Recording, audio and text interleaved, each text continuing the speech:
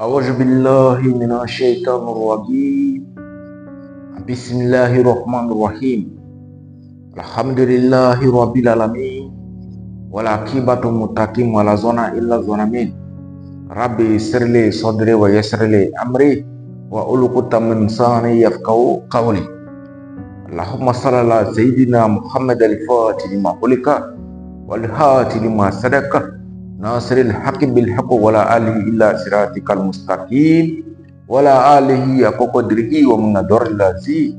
Assalamu alaikum wa rahmatullahi ta'ala wa barakatuh. C'est avec un grand plaisir que je vous lance la meilleure des salutations, la salutation la plus distinguée, la plus honorée, qui est sans doute Assalamu alaikum wa rahmatullahi ta'ala wa barakatuh, qui veut dire tout simplement que la paix d'Allah soit sur vous, qu'Allah vraiment nous accompagne, qu'Allah nous aide, qu'Allah nous facilite également la compréhension. Et voilà pourquoi il est tout le temps recommandé aux musulmans de réciter ces doigts que le prophète Moussa alayhi wa sallam avait récité lorsqu'il a été envoyé en mission par Allah pour aller rencontrer le pharaon. Il a dit comme ça: Rabbi sirli sodri wa yassirli amri wa lukutam lisani yafqahu qawli. Lorsque vous voulez apprendre quelque chose, il est vraiment conseillé de réciter ces petits doigts-là qui vont faciliter. Demandez à Allah de nous faciliter la compréhension. Donc, alhamdulillah, nous allons aujourd'hui apprendre à lire le Coran. Aujourd'hui, c'est l'objectif. Le rêve d'un musulman sincère, c'est d'apprendre à lire le Coran.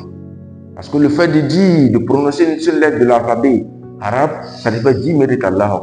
Imagine, quand tu vas lire un seul mot, ça te fait combien de mérites? Imagine quand tu vas lire une phrase en arabe, comment ça va te faire? Donc voilà pourquoi je vais demander à tout un chacun, aujourd'hui, quand Allah nous demande d'apprendre à connaître notre religion, d'apprendre la science islamique, ça commence par là. On n'aura plus d'excuses.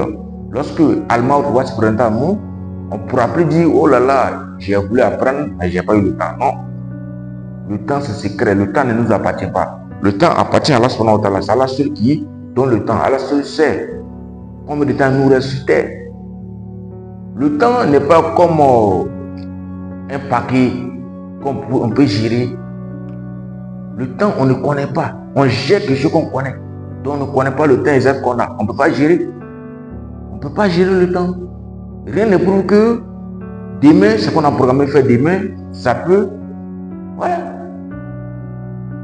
Donc, on a vu tout dernièrement l'exemple de notre frère Ibrahim Sow, qu'Allah soit satisfait de lui. On a vu, à son jeune âge, il avait programmé faire quelque chose dans sa vie.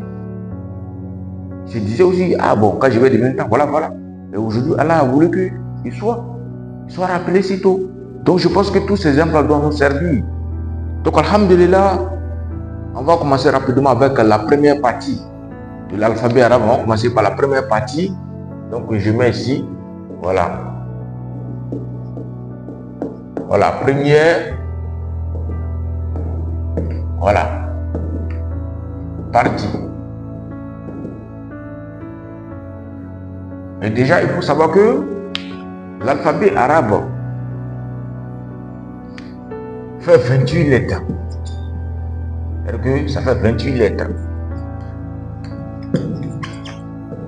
28 lettres. Or, on sait que l'alphabet français fait 26 lettres. Donc, on a 20 consonnes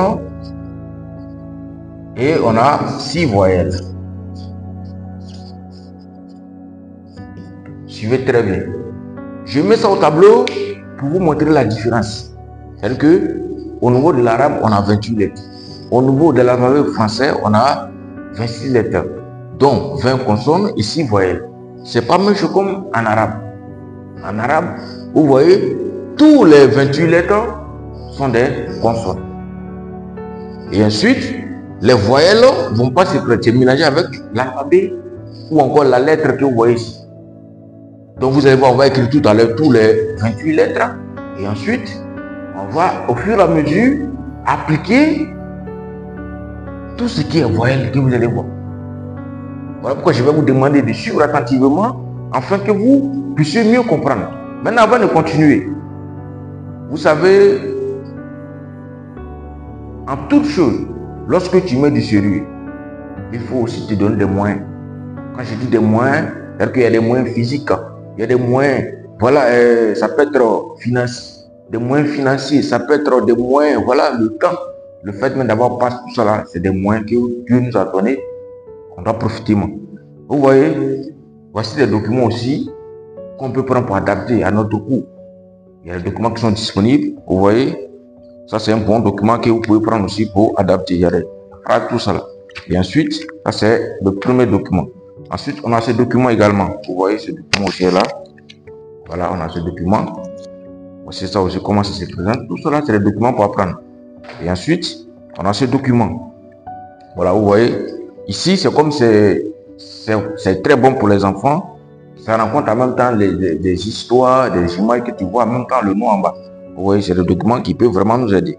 Et ensuite, on a ce petit document également qui est à portée des mains. Vous voyez, c'est à portée des mains. Donc, c'est très facile à utiliser.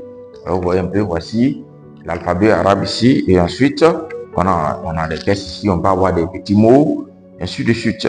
Donc, voici ça. Voilà. Et voici avec tous les éléments à l'appui. Donc, tous ceux qui ont besoin d'un document pour apprendre, voilà, je vous dis, les documents sont à partir de 1000 francs. 1000 francs, c'est juste une manière de vous dire, voilà ça qu'elle a. Voilà, on ne peut pas aussi, ceux qui tirent, ils font l'effort de tirer, de mettre ça en truc. On ne peut pas donner ça gratuitement à tout le monde, même si c'est pour la religion, mais il faudrait aussi encourager ceux qui font ces documents-là. Voilà pourquoi le prix est petit comme ça, ça partir de 1000 francs. Voilà, on va mettre un numéro en bas. Tous ceux qui sont intéressés par des documents islamiques, quel que soit le document qui te cherche, contacte le numéro qui est en bas, ça peut être appel comme par WhatsApp. On va te donner, quel que soit où tu te trouves, on va t'envoyer ton document, Inch'Allah. Donc, on va commencer rapidement. On va commencer par les 28 lettres de l'alphabet arabe. Et vous allez voir. Donc, je vais demander à tout le monde de suivre attentivement pour que nous puissions vraiment évoluer ensemble. Très bien. Donc, la première lettre,